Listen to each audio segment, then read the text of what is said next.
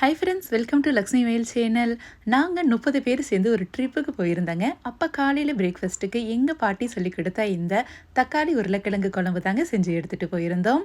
சாப்பிட்டு எல்லாருமே நல்ல மணமாகவும் சுவையும் சூப்பராக இருக்குன்னு பாராட்டினாங்க. அந்த ரெசிபி தான் நான் உங்களுக்கு ஷேர் பண்ணுறேங்க.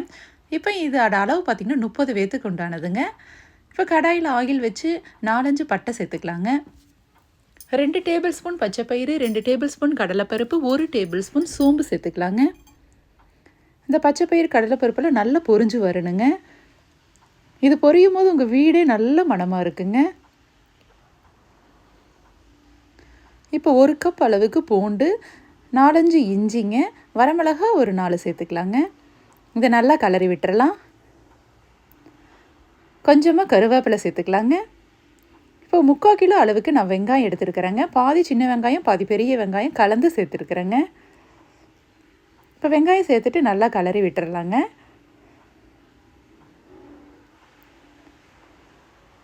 இந்த பச்சை பயிரெல்லாம் சேர்த்து கண்டிப்பாக நீங்கள் ட்ரை பண்ணியிருக்க மாட்டீங்க. இந்த மாதிரி ஒரு முறையாவது செஞ்சு பாருங்கள், உங்களுக்கு ரொம்ப பிடிக்கும்.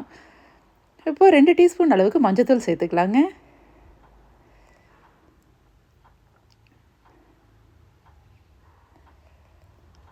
இப்போ இதுக்கு தக்காளி பார்த்திங்கன்னா நம்ம 3/4 கிலோ அளவுக்கு வெங்காயம் எடுத்துருக்குறாங்க. இப்போ 1லேருந்து 1.25 கிலோ அளவுக்கு தக்காளி சேர்த்துக்கலாங்க. தக்காளி இந்த மாதிரி நல்லா சிகப்பாக பார்த்து வாங்கிக்கோங்க.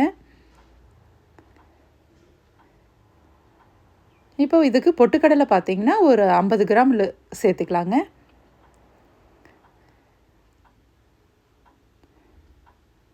இப்போ தக்காளியெல்லாம் இந்த அளவுக்கு நல்லா மசிஞ்சு வதங்கி வரணுங்க. அப்போ தாங்க நல்லா சுவையாக இருக்கும்.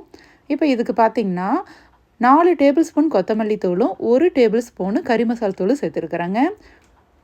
துருவன தேங்காய் 1 தேங்காய் அப்படியே சேர்த்துருக்குறேங்க. இதெல்லாம் நல்லா கலரி விட்டுட்டு இந்த அளவுக்கு பாருங்கள் ரெடி ஆகிடணும். இதை நல்லா ஆற வச்சு மையாக அரைச்சி எடுத்துகிட்டு வந்துடலாங்க. இப்போது ஒரு பாத்திரம் வச்சுக்கலாங்க. இதில் எண்ணெய் ஊற்றிக்கலாம்.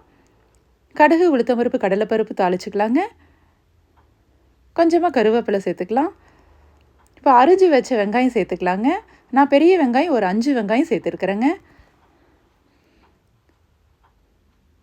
இப்போ உருளைக்கிழங்கு வேக வச்சுங்க கையில் இந்த அளவுக்கு நல்லா மசிச்சுக்கலாங்க. ரொம்ப பெருசாக இருக்கணும்னு அவசியம் இல்லை, கொஞ்சம் சின்ன சின்னதாகவே இருக்கணுங்க. சாப்பிடும்போது அங்கங்கே லைட்டாக கிடைக்கணுங்க. இப்போ பார்த்திங்கன்னா மஞ்சள்தூள் சேர்த்துக்கலாம். வெங்காயம் நல்லா வதங்கினதுக்கப்புறம் நம்ம இந்த உருளைக்கிழங்கு சேர்த்துக்கலாங்க. உருளைக்கிழங்கு பாருங்கள் இந்த மாதிரி உதுத்த மாதிரி சேர்த்துக்கோங்க.